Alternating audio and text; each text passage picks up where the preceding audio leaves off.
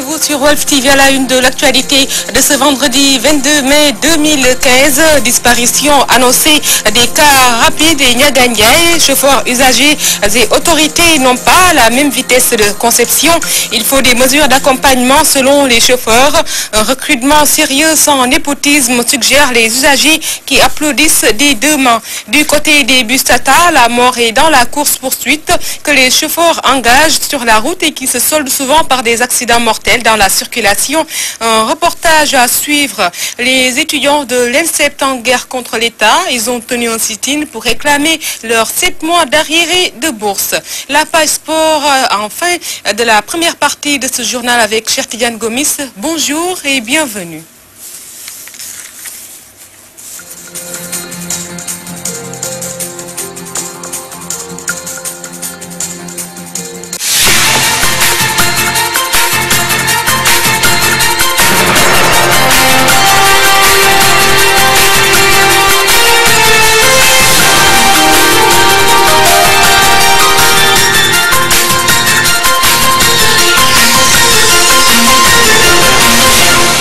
Les étudiants de l'INSEP ont tenu ce matin un sit-in. Ils réclament 7 mois d'arriérés de bourse à l'État. Nous y reviendrons avec leur porte-parole, Youssou Ndion. La commune de Djidah-Thiaroye-Kao souffre d'un manque criant d'infrastructures éducatives. Une situation aux conséquences nuisibles sur les apprentissages avec un système à double flux et des effectifs pléthoriques. Les inondations inquiètent également les autorités municipales qui lancent un appel à l'État. Des doléances formulées en marge d'une cérémonie au prix remise de prix d'encouragement aux écoliers. Nous y reviendrons également avec Théodore Semedo. Les chauffeurs de bus Tata se livrent souvent à des courses-poursuites dans la circulation. Ce comportement des conducteurs n'est pas sans conséquence. Ce mercredi encore, le Sénégal a encore enregistré un cas d'accident sur la VDN, mais pas de mort, mais des blessés très graves. Prétexte pour la rédaction d'aborder ce sujet. Qu'est-ce qu'il faut faire pour mettre un terme à cette pratique? Usagers des chauffeurs tentent de répondre à cette question dans ce reportage de Fatoumata Sey. 10 à 15 minutes au terminus. Top, c'est parti. L'heure du départ est donnée. Ces bus doivent assurer des liaisons réparties en ligne, chacun son itinéraire. Seulement, il peut y arriver un moment où ces bus se partagent les arrêts et les clients. À cet instant, la concurrence est rude. Les courses-poursuites des bus Tata, voilà un phénomène qui, depuis un certain temps, est en pôle position dans le répertoire des plaintes et complaintes des usagers. Les chauffeurs de bus Tata conduisent n'importe comment. Il faut quand même qu'ils arrêtent d'engager ces courses-poursuites. Nous en avons marre de l'indiscipline des chauffeurs. L'exception confirme la règle, dit-on. Certains chauffeurs dénoncent cette pratique. Le respect de tout un chacun est un devoir, disent-ils. Moi, en tant que chauffeur, je déplore cette pratique. Certains oublient que nous transportons des personnes. Nous devons assurer leur sécurité tout au long du trajet. C'est vraiment déplorable. Il faut être responsable et montrer un bon exemple. Ces courses n'ont aucun sens. C'est une pratique dangereuse. J'exerce ce métier depuis 2004 et je suis sûr que ceux qui font cela ne sont pas du tout des professionnels. Pour endiguer ce problème qui demeure une équation à multiples inconnus, la sensibilisation des chauffeurs et des sanctions rigoureuses s'impose. Selon certains acteurs, il faut qu'on sensibilise davantage les chauffeurs et qu'on mette en place des sanctions, car l'heure est grave. Les dirigeants doivent s'asseoir autour d'une table avec les chauffeurs pour trouver une solution.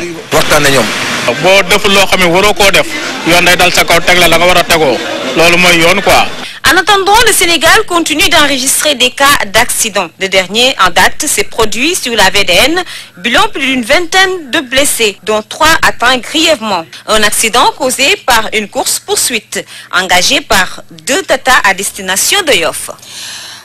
Fatoumata Sey, merci. À Guinaora et Sud, les délégués de quartier entrent en rébellion contre l'acte 3 de la décentralisation qui, selon eux, les a transférés des problèmes dont 5 mois d'arriérés d'indemnité. Ils ont profité lors de leur réunion hebdomadaire pour dénoncer le jeu de ping-pong entre l'État, autorités municipales et préfectorales de Pékin. Souleymane Faye porte leur parole au micro de Théodore Semedo. Notre problème majeur, c'est le blocage de nos indemnités. Depuis le mois de janvier, on est bloqué. Par qui? On ne sait pas. On a fait toutes les démarches possibles, qui nous est possible, mais jusqu'à présent, rien n'est encore fait. Les délégués de quartier concernés par le problème, c'est tous les délégués de quartier du département de Pékin. Bon, en particulier les 25 délégués de quartier de Guinaora ici. Chacun doit percevoir 40 000 francs. On est resté 5 mois sans toucher à ces indemnités. Mais nos difficultés, ils sont énormes, ils sont beaucoup. Surtout, on a des difficultés liées à la gestion de notre quartier. Tous les problèmes sociaux nous reviennent. S'il y a un enfant qui est perdu ou autre chose, c'est à nous de l'héberger. Tout le matériel, on n'a jamais eu de matériel venant de l'État. Nous, on est allé vers le ministre, vers les maires, les différents maires, et je dis les différents maires, comme le maire de la ville, comme les maires des communes. Et ça, c'est tout le département. Même à la préfecture, même le préfet, il est au courant. Il y a un vrai jeu de ping-pong entre les autorités qui nous administrent. Si vous administrez quelqu'un et qu'il a des problèmes, c'est à vous d'essayer de débloquer le problème. Il y a une discrimination entre les délégués de quartier de la ville de Dakar et les délégués de quartier de la banlieue. Et cette discrimination, nous le jugeons négatif. Pillage des terres de Mermoz Sacré-Cœur, Barthélémy Diaz accuse le ministère des Finances et la SICAP en conférence de presse en plein air sur le rond-point de la cité Keur-Gorgui. Le maire prévient qu'il n'y aura pas de permis de construire et ceux qui vont braver cette interdiction verront leur construction démolie. Voici Barthélémy Diaz au micro de Gorgui Sambadiaï. Le conseil municipal de Mermoz Sacré-Cœur a délibéré en indiquant que nous ne donnerons plus de permis de construire à quiconque le sollicite sur un terrain ayant fait l'objet d'une transaction entre la SICAP et ce privé. Le terrain sur lequel nous nous trouvons, dans le plan d'aménagement de la SICAP, tel qu'il avait été soumis à la direction de l'urbanisme, il devait y avoir des espaces de jeu. Cet espace aujourd'hui a été vendu à un pâtissier d'origine libanaise. Et j'aimerais dire à l'endroit de ce pâtissier qu'il n'aura pas de permis de construire. Et je souhaiterais lui dire aussi qu'il ne construira rien du tout. Je voudrais vous dire aussi que le rond-point que vous avez en face de vous, qu'on appelle communément le rond-point de la cité Keur-Gorgui, ce rond-point est en train de faire l'objet d'une transaction entre la SICAP et un tiers. Alors quand la SICAP se permet de vendre des ronds-points, vous comprendrez que c'est du gros n'importe quoi. Donc c'est pour dire aujourd'hui que nous ne sommes plus dans les dispositions de laisser ces agents de la SICAP continuer à dilapider, c'est de ça qu'il s'agit, à piller le foncier de la commune.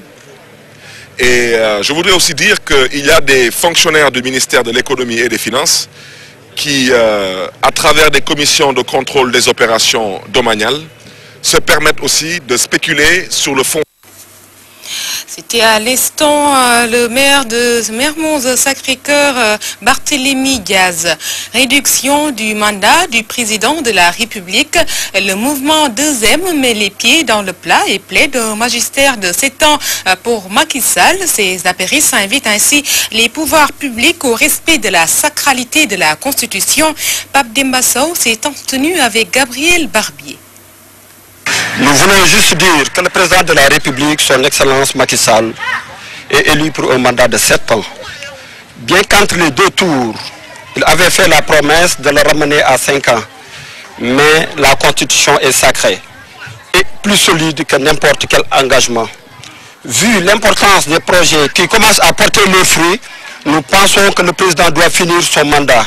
Et c'est à l'image de toutes les grandes nations, en l'occurrence les États-Unis d'Amérique, qui durant des siècles n'ont jamais touché à leur constitution pour quelles conditions que ce soit en vue de sa sacralité.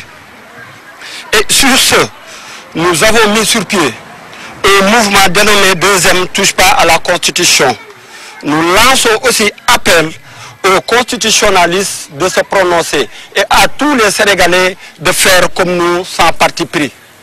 12 300 marcheurs sont attendus cette année pour la marche de Popenguine.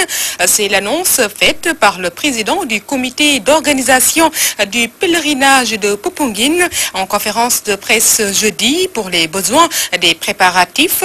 Abbé Dominique Mendy a fait savoir que des innovations de taille seront au rendez-vous. Nous l'écoutons au micro de Néa Mamassi. Les consignes de cette année, c'est se préparer et vivre un grand pèlerinage avec comme thème, avec Marie, tous au service de la famille de Dieu. Nous sommes dans une année de la vie consacrée. Les consacrés, c'est ceux qui, à travers des vœux de pauvreté, de chasteté, d'obéissance, ont donné toute leur vie au Seigneur. Pour que les regardants, on sache que, attention, il y a des réalités beaucoup plus fortes, beaucoup plus grandes qu'il faut vivre. Alors, c'est une année décrétée par le pape François. Nous sommes invités à construire une église qui soit famille de Dieu. C'est-à-dire, comme dit Saint Paul, là où il n'y a ni juif, ni esclave, ni homme libre, qui bannit tout ce qui est tribalisme, tout ce qui est ethnicisme, tout ce qui est racisme. Parce que simplement, avec Dieu et à travers Dieu, c'est une nouvelle naissance, une nouvelle famille qui est là. Donc nous sommes invités à créer cela dans la réconciliation, la justice et la paix. C'est tout cela que nous voulons vivre au cours de cette édition 2015 de Popenguine. Les innovations, c'est l'attente de la rencontre qui sera accompagnée par les Pères du Saint-Sacrement. Les innovations, c'est aussi la forte présence des Mauritaniens. Cette année, c'est une ouf. Et les innovations, c'est cet espace de prière que nous allons renforcer, conforter au niveau du village des marcheurs.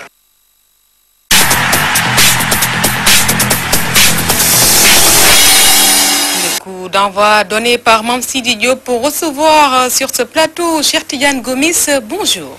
Bonjour Fatou Diouf Faye. Football championnat professionnel, Ligue 1, week-end époustouflant. Oui, effectivement, cette Ligue 1 sénégalaise, la 21e journée, sera une journée où il y a beaucoup de chocs.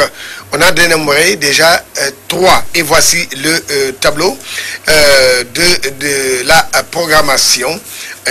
Regardez bien, le port autonome de Dakar, dernier au classement, qui veut sauver sa tête en Ligue 1, joue contre l'AS Douane, 5e au classement. NGB Nyari Tali, qui se trouve à la 3e position, reçoit le Casa Sport, qui n'a pas encore dit son dernier mot.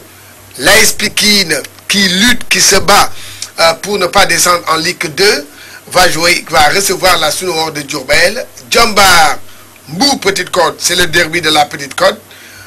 C'est prévu samedi. Et maintenant, dimanche, on note, voilà les matchs de dimanche. Donc, Olympique de Ngor, Linguère de Saint-Louis. Et UESO contre Djaraf. Stade de Mbou contre GFC. Et voici, ça c'est la Ligue 1 qui s'annonce intéressante. La Ligue 2 à présent, Cheikh Tidiane, les poursuivants de l'US Gorée à l'épreuve. Oui, effectivement. Donc l'Union Sportive de Gorée qui est leader, qui va jouer lundi. Oui, lundi, mais en attendant, il va observer ses poursuivants, comme vous venez de le dire. Et voici ce qui fera la 21e journée de la Ligue 2 sénégalaise. Et voici le tableau de la programmation. AS Dara, qui joue aussi sa survie en Ligue 1, dernier au classement, reçoit le Cayor Foot qui est 4e au classement. L'Asfar 5e joue contre le 2e au classement, Etix de Mboro. Le match est prévu à Guédiawaye. Et à 18h, RS Yoff, qui est relégable, joue contre Dakar Sacré-Cœur. Et dimanche à Kaolack, l'AS Saloum, qui est mal classé, joue contre Baguette de Kébémer. Ndarguet, mal classé, joue contre Ndiambour de Louga, ce sera à Saint-Louis. Et on va boucler cette 21e journée le lundi prochain. Et là, c'est le leader qui reçoit le Duc et Renaissance va jouer contre Yego de la SICAP. À présent, une autre discipline sportive avec l'athlétisme, l'absence de Amisen en question. Amisen, c'est l'unique championne qui est principal point d'attraction de la partie sénégalaise ne sera pas de la partie. Il ne s'alignera pas. Il ne va, la spécialiste du marteau qui s'est déclarée blessée suscite des supputations dans le milieu de l'athlétisme sénégalais. Pourquoi il n'est pas venu? La réponse, personne ne le sait. Même le président de la Fédération sénégalaise d'athlétisme ne le sait pas. Je vous propose d'écouter Momar Mbaye. Comme nous ko joxé niñ ko joté yeen non ngeen ko joté message bi ñu jot ñun fédération daf ñu yëgal presse sénégalaise. On a reçu l'information au même niveau que vous, la presse.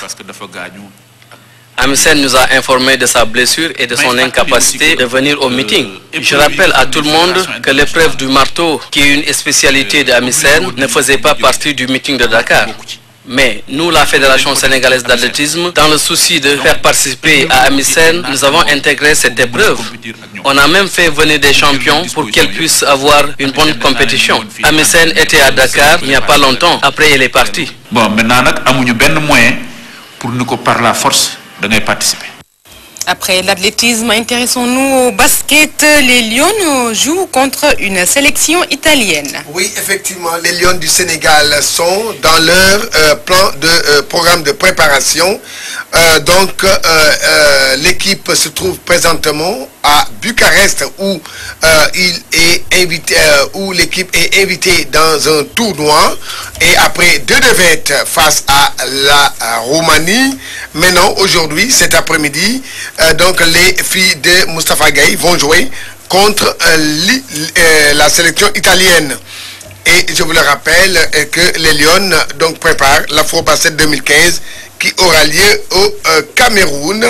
Et les Lions vont tout faire pour seulement se préparer, avoir une bonne préparation au niveau de la Roumanie. Et là, dans une préparation où les Lions sont en train vraiment de se préparer, de se donner à fond, vraiment pour réussir tout simplement ce qu'on peut appeler la préparation. Vous les voyez ici, c'était à Dakar avant de quitter Dakar.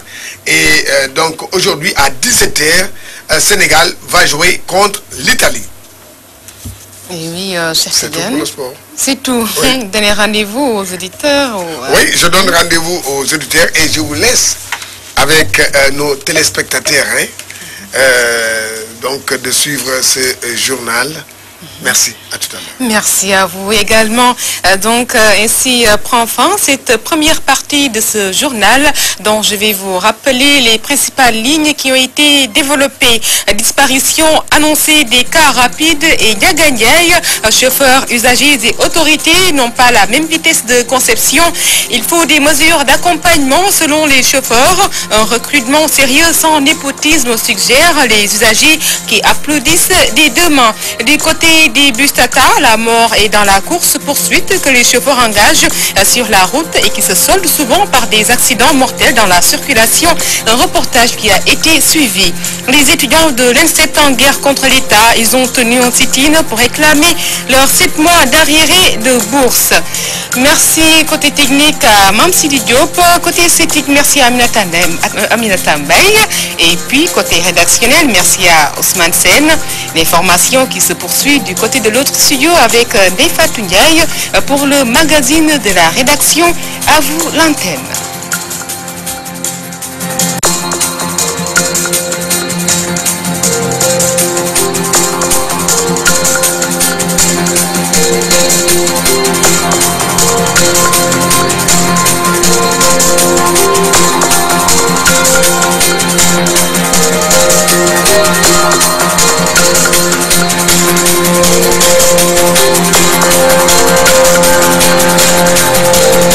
We'll be right back.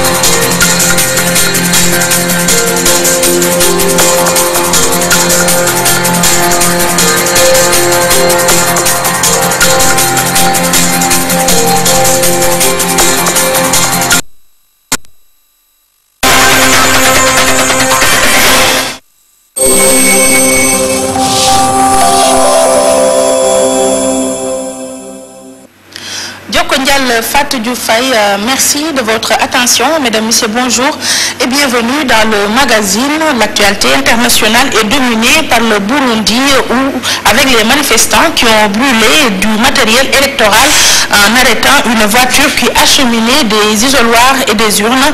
En Syrie, le front Al-Nusra et des rebelles islamistes ont pris le contrôle total de l'hôpital de Jismal Chougour qui abritait 150 soldats. Et puis en Arabie Saoudite, un attentat suicide effectué dans une mosquée chiite a fait au moins 30 morts. Voici quelques dépêches reprises par Mam Antandour.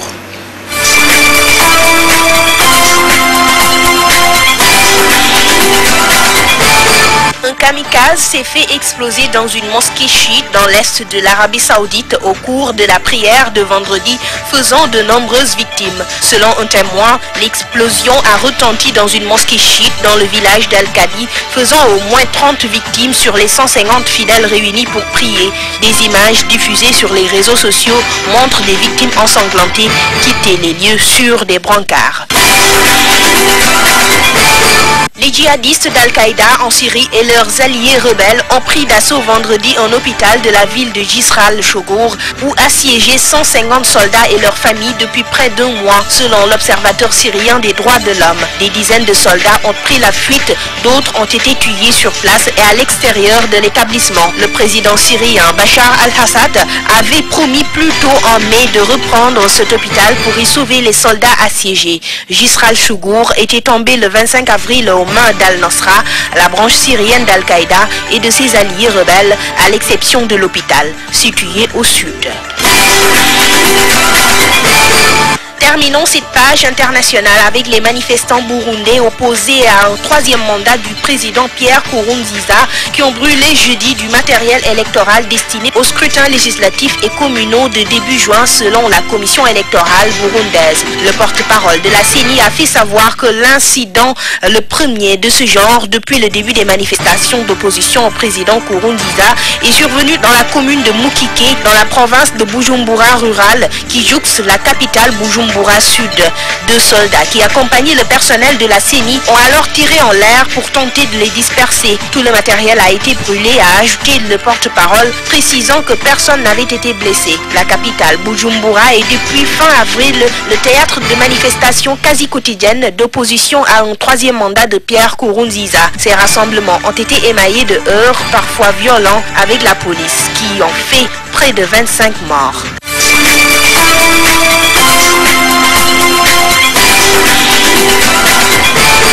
Les cars rapides et Ndiagandiaï ne circuleront plus en 2018. L'annonce fait bouger les acteurs du transport qui demandent des mesures d'accompagnement. Les usagers applaudissent des deux mains, mais mettent en garde contre le recrutement relationnel qui mine le secteur du transport urbain. C'est le reportage du jour réalisé par Oumar Kairé. Changer les cars rapides Ndiagandiaï pour de nouveaux véhicules qui répondent aux normes du transport urbain d'ici à 2018. Une ambition du Conseil exécutif des transports urbains de Dakar, saluée par les usagers. Je pense que c'est une bonne idée, quoi. Ce serait bon pour les passagers quand même d'avoir de nouveaux cars à leur disposition pour faciliter le transport et pour beaucoup plus de sécurité.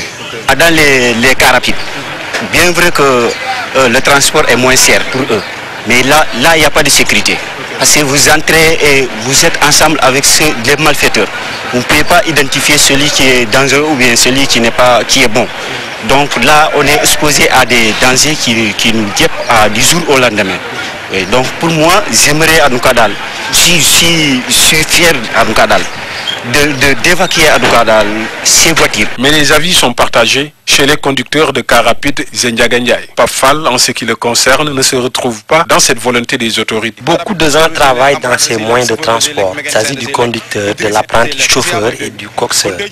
Ils veulent nous imposer les tatas alors que pour avoir ces véhicules, il vous faut des relations au sommet de l'État. La preuve, beaucoup ont fait leur demande pour avoir une voiture, mais tardent toujours à avoir gain de cause. Loin de là, rétorque ce vieux conducteur qui est à sa 30e année d'expérience. Il soutient que ces nouveaux véhicules sont les bienvenus. Je suis pour l'arrivée de ces nouveaux véhicules. Je pense qu'il est temps de changer le parc d'automobiles. En tout cas, moi je salue l'idée. Même si certains d'entre eux saluent l'initiative, Ces conducteurs de cars rapides Ndiagandiaye demandent à ce que la procédure se fasse dans les normes. Donc souvent ces voitures à des proches. Pour moi la solution c'est que l'on change ces voitures en fonction de la série d'immatriculation de l'ancien véhicule. buñ koy changer aussi ñu bañ a fàtte chauffeur yi nga xam ne ñoo doon dawal oto yi parce que ñoom vraiment aussi ñoom lépp ñoom la dañu foog ne chauffeur yi mënuñu fay mais chauffeur yi ñoo gën a capable sax pay transporteurs yi buñ ñu ko lebalee je vous assure qu'on va payer ça. waaw parce que buñ ko joxee transporteur yi rek chauffeur yi dañuy continuer di dee quoi. Plus de cars rapides et de Ndiagandiaye dans le secteur du transport urbain à Dakar d'ici à 2018. C'est l'objectif que s'est assigné le CETUD. Initiative que beaucoup apprécient, mais qui demande toutefois à la structure de faire de sorte que tout le monde s'y voit pour l'amélioration de la mobilité urbaine à Dakar. Omar Kairé, merci. Avec comme point focal le reportage du jour, nous recevons sur ce plateau M. Gora Khouma, secrétaire général du syndicat des travailleurs des transports routiers du Sénégal affilié à la CNTS-FC. M. Khouma, bonjour. Bonjour, Ndeye Fatou.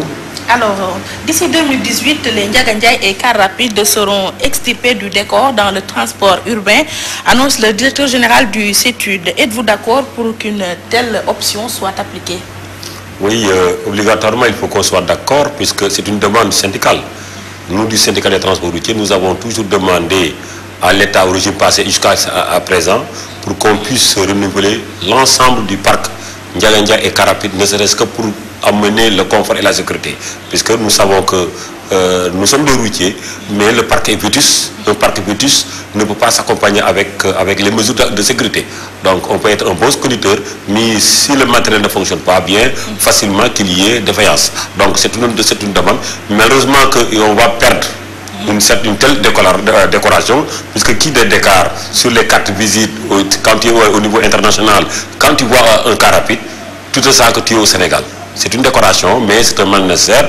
Il faut que, comme le parc est vétus, ces véhicules soient vétus. Je ne sais pas, est-ce qu'une autre façon ou bien des cars rapides neufs peuvent venir, mais en tout cas, le Sénégal va perdre une décoration sur les cars rapides. Mais en matière de sécurité, nous cherchons que ces véhicules soient renouvelés, je le dis, ne serait-ce que pour amener une sécurité sur la circulation. Parler, les acteurs du tourisme vont ressentir ce changement avec les cars rapides qui meublent le décor des tableaux et œuvres d'art. Voilà, c'est pourquoi je dis que le Sénégal va perdre une telle autre, puisque c'est extrêmement nécessaire. Encore, nos mamans, les femmes là qui vont au marché là, leur préférence c'est les cars rapides, puisqu'ils les appellent le salon. Donc c'est facile à rentrer, c'est facile à descendre. Donc, même 50 francs, tu peux voyager. Mais avec le nouveau parc, avec des nouveautés, 50 francs, ça va s'arrêter. Donc les mamans vont perdre vraiment un matériel qui leur cher, mais en termes de sécurité, il est obligatoirement qu'on change ce parc, puisque ce parc a beaucoup duré, donc ça dépasse les années normales qui devaient exister. Donc on doit renouveler ce parc, peut-être avec les tatas. On peut en trouver encore une autre décoration, ça dépend de la peinture et autres. On peut créer une décoration, même les cars rapides. Moi, c'est une proposition que je fais, qu'on soit peint comme des cars rapides pour que la décoration puisse continuer. Le véhicule est changé, mais la décoration peut rester, donc tout en changeant la peinture et sur la décoration de ce qui s'est passé sur les cars rapides. Oui, vous parlez de commodité avec le fameux salon souvent évoqué par les femmes qui voyagent avec les cars rapides. À côté, le directeur général du CETUD nous parle de véhicules qui sont des polluants et puis source même d'insécurité routière. Si on met sur la balance, qu'est-ce qui doit primer? Tu sais, le renouvellement du parc, il y a du côté positif et côté négatif. Pourquoi je dis côté négatif? Les cars rapides que nous voyons, les Ndiagandiaye, c'était des véhicules à place assise. Même maintenant, le renouvellement du parc, si on entend parler du renouvellement du parc, c'est des places debout. Donc, vraiment, un autre changement de transport va se... Puisque le transport debout, c'est pas pour tout le monde. Si on est malade, si on a atteint un certain âge, donc c'est pas bon pour nous. Donc, avec les cars rapides, c'était tous des places assises, comme je viens de dire. Mais le gouvernement a son rôle surtout la demande sénégalaise. Non seulement ça reste pas une demande syndicale, mais la demande elle est partagée par tous les citoyens, puisque nous cherchons le renouvellement du parc. Donc si l'État maintenant est conscient de cela, pour pouvoir renouveler par le biais du CETUD qui est un organe de l'État, nous syndicats nous ne faisons que applaudir, et tout en faisant que l'État ne savait pas changer le parc comme ça, de renouveler le parc, mais qu'il y ait aussi des mesures d'accompagnement. Est-ce que vous avez été consulté par le CETUD dans le cadre de ce renouvellement? Pas du tout. Nous, on ne va pas se plaindre, puisque moi, je ne peux pas parler, faire des sittings, faire des déclarations, et l'État, il faut renouveler le parc. L'État en phase de renouveler, je dis non, je ne suis pas d'accord puisque je ne suis pas consulté. Non, ça je ne le fais pas. Mais ce qui est de meilleur, c'était de consulter les acteurs, surtout nous, les responsables syndicaux, qu'on se mêle alors du processus pour qu'à la fin, il n'y aura pas de problème. Puisque si nous ne sommes pas consultés, bon, nous sommes preneurs, parce que c'est une autre demande, mais à la fin, on peut trouver des anomalies ou bien des événements. À part ce moment, ce sera trop tard. Donc, l'État est dans l'obligation de renouveler, mais qu'il y ait des concertations permanentes pour que vraiment, à la fin du projet, que le processus se termine en beauté. À propos, l'État a déjà terminé une première phase de renouvellement du parc automobile urbain. Est-ce qu'il a réussi? Il a réussi, en tout cas les passagers, ils ont trouvé que le renouvellement du parc a été réalisé, puisque les tatas vont dans les coins et les recoins, surtout de la banlieue. Donc il y a des cars rapides, il y a des tatas qui quittent à Kermassal ou d'autres lieux qui vont jusqu'à l'université, jusqu'à Hôpital Fann, des coins et des coins. Donc ça faisait autant, avant le renouvellement du parc, des segments, des ruptures de charge. De Yumbel à Yarah, de Yarah à Kolaban, de Kolaban ceci, cela. Donc, avec les tatas, il n'y a plus maintenant de sectionnement. Donc, c'est un intérêt général. Donc, c'est pourquoi je dis que l'État a réussi dans ce problème. Puisqu'il reste des mesures d'accompagnement. Pourquoi je dis les mesures d'accompagnement? Voilà, d'abord, il faut que ces derniers qui conduisent les véhicules soient formés. Avec une formation, avec un grand F, une bonne formation. Et ensuite, leur cadre de vie. Il faut qu'il y ait des déclarations au niveau de l'EPRES et de la caisse de sécurité pour que ces derniers, à l'âge de la retraite, qui puissent se retirer de la circulation et se bénéficier alors des avantages comme tant d'autres travailleurs. Mais tel n'est pas le cas. Aussi, l'organisation en interne aussi n'est pas bien gérée. Rentre dans un tata, tu trouves des mendiants, tu trouves des marchands, tu trouves n'importe comment à l'intérieur du véhicule. Or, qu'en ce moment, le véhicule est en circulation. Ça, c'est pas normal. Quand on renouvelle le parc, c'est pour changer des habitudes, des mauvaises habitudes. Mais il y a nos réalités sociales aussi. Non, d'accord. Mais pourquoi on ne trouve pas des mendiants, on ne trouve pas des marchands avec les cars rapides et avec les ndjangandjang, mais avec les bus? Donc, même au Dakar, il n'y a pas de mendiants, il n'y a pas de marchands. Puisque celui qui veut vendre, il y a des places dédiées pour la vente. Il y a des places aussi dédiées pour manger. Puisque moi, demain, je peux être un mendiant. Mais ça ne veut pas dire que je vais autoriser ce phénomène avec le système des tatas. Donc, on change, mais on change de tout. Les habitudes, on change, mais l'État a failli un peu de la mission de la formation. Puisqu'il y avait une formation au préalable avant la mise en circulation de ces tatas. Mais cette formation, moi, je la qualifie comme zéro, puisque les formateurs, ce n'est pas des bons formateurs, c'était de l'argent, ils ont trouvé des moyens pour bouffer de l'argent. Donc, il y avait des gens qui ont des diplômes, des attestations de diplômes, et qui n'ont jamais foutu leur pied dans la salle de formation. J'en connais pas mal de gens. Donc, c'est quoi ça? Donc, nous demandons à l'État que nous soyons bien formés avec des bons formateurs, avec un peu de rigueur. Oui, à propos, vous venez de peindre un tableau reluisant du bilan par rapport à la première phase d'exécution du renouvellement du parc automobile, mais il y a des problèmes sociaux que vous avez occultés, surtout les licenciements abusifs de chauffeurs. Oui, c'est pourquoi je dis que l'État ne doit pas se débarrasser, ne doit pas démissionner, renouveler, mettre le véhicule au GIE et se retire. Donc le ministère du Travail doit prendre en charge ce phénomène-là. Puisque les travailleurs, je le dis et je le répète, les travailleurs, soit de Tata, soit de camions, soit de taxis, soit de n'importe comment, c'est des travailleurs, ils devaient au moins avoir une couverture sociale. C'est le minimum.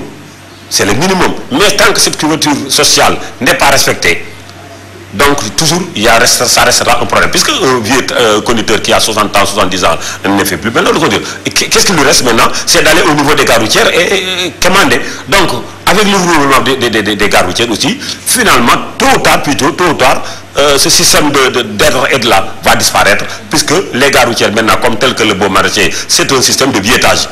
Les cars, c'est des systèmes de biétage. Finalement, ce que nous faisons au niveau des gares routières, la caisse d'entrée que nous gérons, donc ça va disparaître. Donc, à la place qu'on soit mis ces travailleurs dans des bonnes conditions, avoir une déclaration pour que demain qu'ils puissent vraiment se bénéficier d'un repos payant, qui est la retraite. Vous demandez une formation pour réguler le secteur, pourquoi pas appliquer les permis à point? Non, moi je suis contre sur le phénomène des permis à point. Mais beaucoup de gens ne me comprennent pas. Pourquoi je dis? Puisque si c'était à faire un accident, quand il y a un accident, on réduit des points sur le permis de conduire. Moi je suis d'accord. Moi je suis d'accord. À partir de ce moment, si c'est limité, juste un chauffeur qui a fait un accident, on retire quelques points de son permis. Moi je suis preneur. Mais il y a un ensemble qui tourne autour de ce processus. Quand tu fais un mal garé, donc tu risques d'être faire la soustraction de permis. Quand tu fais la soustraction, on peut être accusé aussi. Il y a des points, quand vous êtes accusé que tu as fait telle infraction, vous êtes pénalité. Or, est-ce que tu as fait cette infraction-là? Tu ne l'as pas fait, mais c'est un moyen qu'on va nous soutirer de l'argent, puisque tu viens, on te dit que je vais te coller telle infraction, et puis ça va te perdre des points. C'est pourquoi je dis que non, nous ne sommes pas d'accord. Il faut des mesures d'accompagnement dans ce sens aussi. Mais si c'était tout juste, quand on fasse un accident volontaire, moi je suis pour qu'on même déchire ce permis. Mais il faut des mesures d'accompagnement. Il faut que ce travailleur-là, ce conducteur-là, soit bien formé. Mais monsieur, je me dis une chose. Je sais que vous êtes au courant de l'accident qui est... Oui. Sur les Tata. Oui, surtout. Depuis le démarrage d'exploitation sur les Tata, il y avait des receveurs qui sont devenus maintenant des chauffeurs. Des receveurs, ça ne fait même pas 5 ans. Ils étaient venus pour vendre des tickets. Maintenant, ils sont convertis en chauffeurs. Mais où est-ce qu'ils ont appris la conduite? Ils ne l'ont pas appris au niveau des gares routières. Avancer, reculer, ça, c'est pas une bonne conduite. Donc, ce n'est pas des professionnels. Oui, pour revenir au permis à point. Vous êtes au courant de l'accident qui est survenu sur la VDN le mercredi dernier. Oui. Ça, c'est de l'indiscipline notoire, caractérisée, oui. On pourrait ajouter, oui. De la part d'un chauffeur. Est-ce qu'il ne faudrait pas mettre en exergue ou bien appliquer cette mesure? On peut corriger sans pouvoir installer le permis à point. Puisqu'il y a des commissions mises par l'État qui corrigent.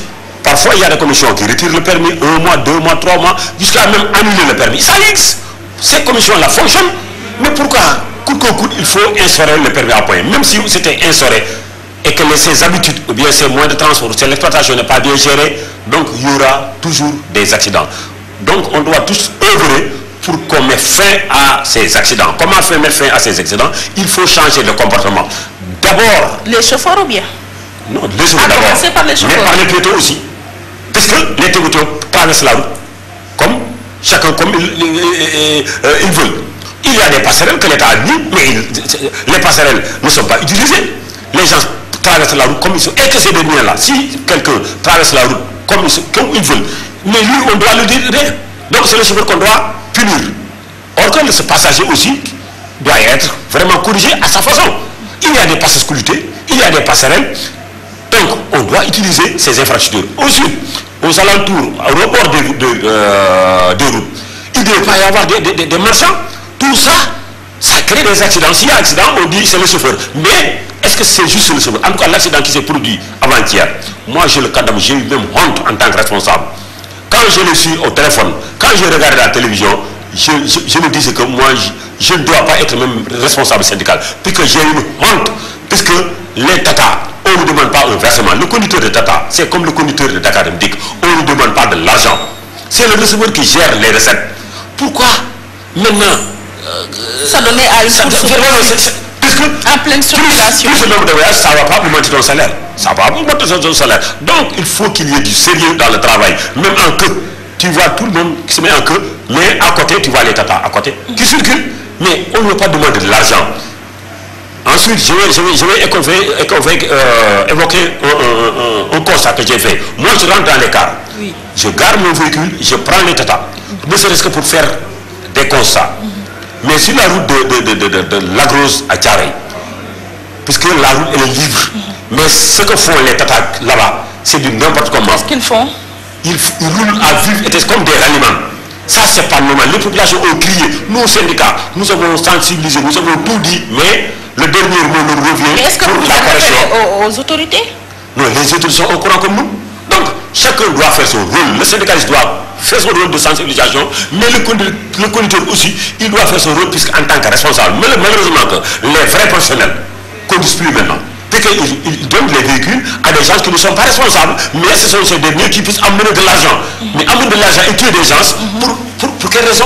Et il y a beaucoup de patrons qui préfèrent des jeunes qui ne veulent rien du tout, qui ne veulent même pas le salaire. Le salaire, c'est que ce qu'ils veulent, c'est de conduire. C'est de conduire, c'est la conduite qui les intéresse. Mais ce n'est pas des responsables, ils sont irresponsables.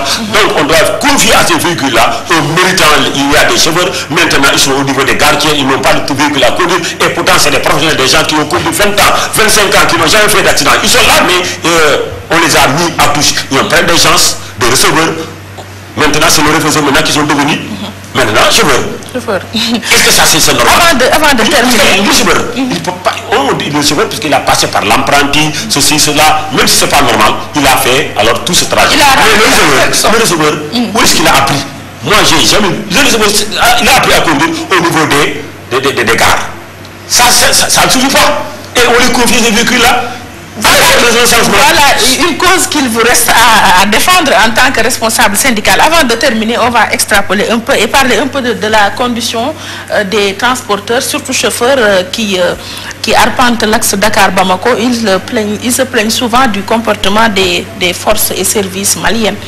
Mardi passé, j'ai été reçu avec une délégation du CNF par le général de la gendarmerie. On a évoqué ce problème-là. Puisqu'il y a un pays sans contrôle, vraiment devient danger. Mais il faut qu'il y ait un contrôle. Mais un contrôle pour contrôler, nous ne le voulons pas. Les chauffeurs qui commettent des infractions, ils doivent s'acquitter à des amendes forfaitaires qui rentrent dans la caisse de l'État. Et puis l'axe Dakar-Bamako, comme tu viens de l'évoquer, l'UMOA a dit qu'il faut 3 postes de contrôle. Ces 3 postes de contrôle doivent être respectés. Nous, syndicats, nous disons qu'avant tout la sécurité. Nous ne voulons pas que les véhicules qui viennent de l'extérieur, c'est-à-dire du Mali, qui rentrent au Sénégal, qu'il n'y ait pas de 3 postes, qu'on mette au moins 1000 postes de contrôle, ne serait-ce que pour la sécurité des gens, puisqu'il y a la drogue, il y a n'importe comment. Mais les véhicules qui sortent du Sénégal, on n'a jamais pris un véhicule soit sénégalais ou étranger, qui transporte de la drogue. Au Sénégal, il n'y a pas de drogue qui va à l'extérieur. Mais c'est les véhicules qui viennent de l'extérieur, qui rentrent au Sénégal, parfois sénégalais ou étrangers, c'est ces derniers qui amènent de n'importe comment. Donc, ce contrôle, nous, syndicats, nous voulons que, au lieu de 3 postes, qu'on mette 1000 postes, mais en allant en quittant le Sénégal, comme on se focalise toujours sur le corridor Dakar-Bamako, qu'on respecte les 3 postes de contrôle. Mais les chauffeurs sénégalais se plaignent de taxes supplémentaires. C'est pourquoi je dis qu'on doit respecter ces 3 postes de contrôle, mais ces forces de l'ordre ne respectent pas. Ils préfèrent laisser les véhicules qui viennent de l'extérieur du Sénégal que, puisque les véhicules qui sortent du Sénégal, surtout le corridor Dakar-Bamako, c'est des véhicules qui se pressent. Ils ne veulent pas perdre du temps. Donc, c'est à partir de ce moment qu'ils sont toujours pénalisés. Donne-moi 1000 francs ou tu passes pas, donne-moi 1000 francs ou tu passes pas. L'hierarchie militaire dit, nous ne l'avons pas donné des consignes pour que ces derniers demandent de l'argent. Mais nous sommes obligés à le faire puisqu'il y a toujours des non-dits. Puisque ces derniers-là doivent... C'est les militaires. Moi, le militaire, c'est de respecter la consigne. C'était avant, mais maintenant, c'est le contraire. Puisque la hiérarchie dit non, il ne faut pas demander aux chauffeurs 1000 francs. Mais en pratique, tu ne donnes pas 1000 francs, on te crée des problèmes. Oui, maintenant, le respect de la consigne. Oui, le respect de la consigne. S'il ne respecte plus maintenant les gens. On vous remercie, M. Goro Kouma. Je rappelle que vous êtes le secrétaire général du syndicat des travailleurs des transports routiers du Sénégal, affilié à la CNTS-FC, et vous étiez notre invité dans le magazine sur Walfadjri. Merci. On continue la deuxième partie du journal dans la page santé du vendredi. Zoom sur l'aubergine qui est cultivée au Sénégal, contenant des vitamines et minéraux. Ce légume permet de lutter contre le diabète, l'hypertension artérielle et certains cancers. Suivez plutôt la présentation de Adjaratou Awadjouk Ndiaye Diagne. Bonjour, comment ça va et comment va la santé?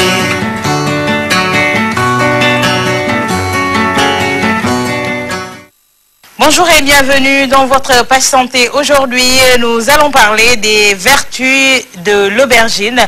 L'aubergine, ce légume qui est cultivé ici au Sénégal, renferme plusieurs vitamines, surtout des minéraux qui luttent efficacement contre le diabète, contre l'hypertension artérielle, également contre certains cancers. C'est tous ces points que nous allons découvrir aujourd'hui dans votre page santé. L'aubergine sera également au rendez-vous avec votre point bonus. Comment va la santé? L'aubergine possède un potentiel antioxydant élevé. La capacité de l'aubergine à neutraliser les radicaux libres dans l'organisme humain intéresse de près les chercheurs dans leur lutte contre des maladies cardiovasculaires, de certains cancers et d'autres maladies liées au vieillissement. L'aubergine riche en fibres permet donc un effet rassasiant par impression de volume avec un apport énergétique supplémentaire limité et peut ainsi contribuer à la régulation du poids. L'aubergine, aliment pauvre en glucides, elle peut être consommée librement par les personnes diabétiques. De sa richesse en eau, l'aubergine tire une abondance remarquable de minéraux. Outre la quantité intéressante de magnésium et de zinc qu'elle apporte, elle a l'avantage d'être diurétique grâce à sa forte teneur en potassium, tandis que le sodium ne dépasse pas 3 mg. Des propriétés qui en font un légume adapté au régime sans sel et intéressant dans le cadre de l'hypertension artérielle. L'aubergine facilite la digestion, surtout lorsqu'elle est cuite à la vapeur.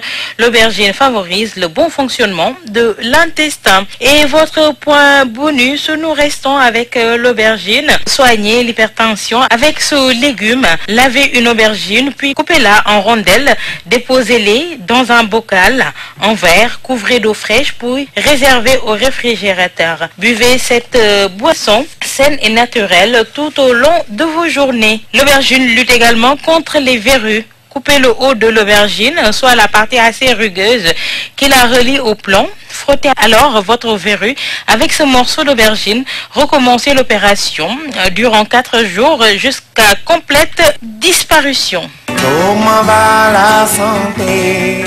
Nous espérons que vous avez pris bonne note. Nous espérons également que ce légume fera partie de vos plats.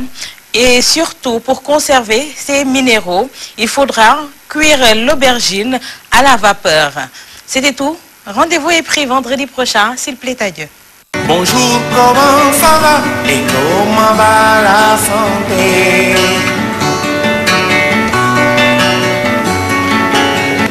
Adia Awa, merci. Le rejet de la demande de liberté provisoire introduite par Maître Amadou Sall, les querelles politiciennes entre responsables libéraux, mais aussi les alliances en vue contre Macky Sall constituent les grandes lignes développées par la presse du jour, lues pour vous et pour nous par Gorgui Sambandiaï.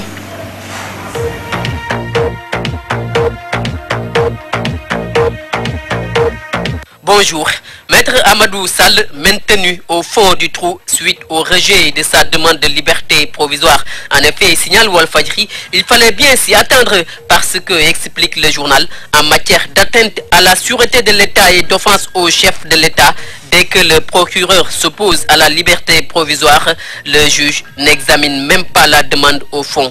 Il la déclare d'office irrecevable. C'est assure le tabloïd ce qui s'est passé hier, raison pour laquelle, retient Walfadjri, Amadou Sall reste en détention, incarcéré depuis plus de 2 mois, rappelle le témoin. Maître Amadou Sall, avocat de Karim Wade dans le dossier de la traque des biens mal acquis, croupit toujours en prison et n'est averti le journal. Vraisemblablement pas encore sorti de l'auberge pour la bonne et simple raison que la chambre d'accusation du tribunal de Dakar a conforté la publication rejetée hier jeudi 21 mai la demande de liberté provisoire introduite par ses conseils. Scandalisés par la décision rendue par la chambre d'accusation, les avocats de Maître Amadou Sall le sont, assure Walfadjri, et prévient le canard du fond de terre. Dans cette procédure, les journalistes ayant relayé les propos de Maître Amadou Sall pourraient défiler à la barre à titre de témoin. Témoin du bras de fer entre Diagne Fada et Abdoulaye Wade, enquête parle de guerre des tranchées. Selon mes confrères, c'est un document assez détaillé et signé par de hauts responsables du parti qui lui sont favorables que Mamadou Diagne Fada a plutôt produit en lieu et place d'une pétition pour demander la réorganisation du PDS et le renouvellement de ses instances en sa faveur. Le président du groupe parlementaire libéraux et démocrates, ajoute enquête, s'est appuyé sur le soutien d'un groupe restreint composé de cadres et de responsables de toutes les structures verticales et horizontales du parti et des membres du comité directeur pour pousser Maître Abdoulaye Wade vers la sortie. Ils sont de connivence avec le régime d'Enos Pape Saher Gueye. Quoi qu'il en soit, révèle Souleymane Denendiaï dans les colonnes du journal Le Populaire, Wade sera le candidat du PDS en 2017. Wade soutient l'ancien Premier ministre à la une de l'Observateur et le plan B du Parti démocratique sénégalais. Que dit-il de la candidature de Karim Wade? Elle sera déclarée irrecevable s'il n'est pas amnistié, enseigne l'avocat politicien relayé par Le Populaire. En tout cas, pense l'Observateur, en faisant ces révélations, Jules Ndéné a tout simplement trahi un secret. Jules Ndéné, poursuit la Tribune, a également annoncé qu'il va porter sur les fonds baptismaux son nouveau parti le 28 mai prochain. Et s'il est élu président de la République, écrit le journal, l'ancien Premier ministre de Wade soutient qu'il va voter pour que les transhumants perdent leurs droits civiques et politiques. Dans un autre registre, note la Tribune, Souleymane Denendiaï a rappelé Macky Sall à l'ordre en assurant qu'il est important d'éviter les situations qui amènent à penser à une mainmise de la famille présidentielle sur la gestion de l'État. La gestion de l'État jugée catastrophique par des responsables de l'opposition, Idi, Decroix, Gakou, Jules Ndéné, Baldé, entre autres, tente de former une alliance, informe Le Quotidien. L'opposition renchérit le journal, tente de se regrouper contre Macky et Benno Bokk-Yakaar, ou ce qu'il en restera si le PS choisit son candidat. Ça pourrait, devine mon confrère, ressembler à un Benno Siggil Sénégal avec l'équation d'une candidature unique ou plurielle. De toutes les façons, constate le journaliste du quotidien Le Quotidien, la campagne a commencé. Malick Gakou sera-t-il sur les starting blocks? En tout cas, renseigne Daouchow, il vient d'allonger la longue liste des partis au Sénégal en créant sa propre chapelle politique. Catalogué poulain de Moustapha Niasse, il a soutien le biétiste de Direct Info, décidé de prendre en charge son propre destin présidentiel. Malick Gakou à l'assaut du pouvoir, s'exclame Réumi Quotidien. Exclu de l'AFP, enfin l'ex numéro 2 crée le grand parti, informe Direct Info. Ainsi signale Daouchow, un nouveau front contre le Macky est en train de prendre forme. Cela dit, croit Réumi Quotidien, le collectif de leaders de l'opposition contre Macky ne peut être que circonstanciel et non prospectif. Pour être précis, note le journal, il serait imposé par le contexte pré-référendaire et pré-présidentiel. En attendant, reparlons de la visite du roi Mohamed VI au Sénégal. Le Soleil nous fait savoir qu'à l'occasion, 13 accords de coopération ont été signés entre Dakar et Rabat. Ce faisant, assure Walfadjri, Mohamed VI opère une razzia sur les secteurs porteurs. Plus de 30 accords à paraffer entre les deux pays dans les domaines économiques, de l'eau, de l'électricité, du tourisme, entre autres, renchérit Le Populaire. Que ce soit dans le secteur bancaire, le transport, l'immobilier, les bâtiments et travaux publics, etc., les entreprises marocaines ont fini de trouver leur marque dans le pays de la Teranga, constate Walfadjri. Souvent regrette le journal, aux grandes dames du privé national. Bonne lecture.